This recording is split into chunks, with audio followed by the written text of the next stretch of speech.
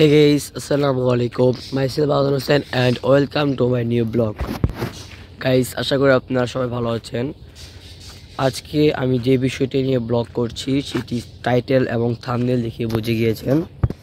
আজকে ব্লগ করছি হচ্ছে কুয়াশা নিয়ে। কুয়াশাটা বলতে গেলে হচ্ছে মানে প্রতিদিনের থেকে আজকে একটু বেশি কুয়াশা পড়েছে, সেজন্য বললাম যে একটু ব্লগ করি, গাইজদের সাথে শেয়ার করি যে কীরকম কুয়াশা পড়েছে আমাদের এখানে। তো গাইজ আমি তখন 5:35 ঘুম থেকে উঠেছি। নামাজ শুরু হয় হচ্ছে 5:05। 5:35 ঘুম থেকে উঠে রেডি হয়েছি নামাজের জন্য। তারপর আমি নামাজের জন্য বের হয়েছি। বের হওয়ার পরে গাইজ আমি দেখি বাইরে এমন কুয়াশা, আমি মনে করেছি কোনো জায়গায় আগুন ধরেছে, ধোঁয়া, কিন্তু না, যেই কুয়াশা। এখন বাজে হচ্ছে 6:36, কিন্তু সেই সময় আরও বেশি কুয়াশা ছিল, কিছুই দেখা যায়নি, অন্ধকারে ঢেকে পড়েছে। আমি রিফাত নামাজ পড়ে গিয়েছিলাম হচ্ছে সেই এই যে সাদা, অনেক সাদা দেখতে পাচ্ছেন, কুয়াশা ঢেকে পড়ে গিয়েছে। এটা হচ্ছে একটা চর, এই চরে এই পুরো চরটা সাদা কুয়াশা ঢেকে গেছে। আমি রিফাত সকালবেলা নামাজ পড়ে জায়গায় গিয়েছিলাম, আর সেই জায়গা থেকে আমরা আজকে আসলাম। গাইজ এমন কুয়াশা গাইজ, এর আগের বছরে একটি শীতের ভিডিও করছিলাম, এরকম কুয়াশা পড়েনি। অন্ধকার নামাইছে গাইজ। কাছাকাছি জিনিসগুলো ছাড়া দূরের কোনো জিনিসই গাইজ কুয়াশা ঢেকে পড়ার কারণে দেখা যাচ্ছে না। তাপমাত্রা 15°C, সে অবস্থায় এরকম কুয়াশা বলার বাহিরে গাইজ। সেজন্য আমি গাইজ কান টুপি নিয়ে এসেছি আগের জন্য ব্লগের, আর আমার গলায় মাফলার পেছনে আছে, পরনে কি সোয়েটার আছে। এবং গাইজ আমি যে পরবো, কারণ কান দিয়ে কুয়াশা ঢুকলে অনেক ঠান্ডা জ্বর হবে।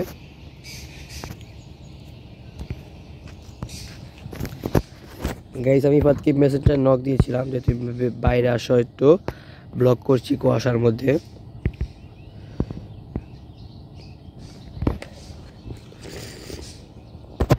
গাইজ অনেক কুয়াশা, আপনাদের ওখানে কিরকম কুয়াশা একটু কমেন্টস করে দিবেন।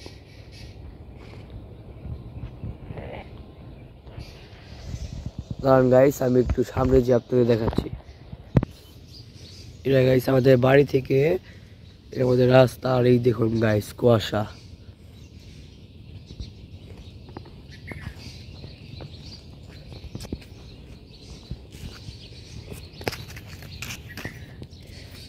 গাইজ আমার এই চ্যানেলে এর আগে ভিডিওটি হচ্ছে লাইভ স্ট্রিম ছিল, একটি 5-7 মিনিট একটি লাইভ স্ট্রিম, অনেকেই দেখেছে লাইভটি।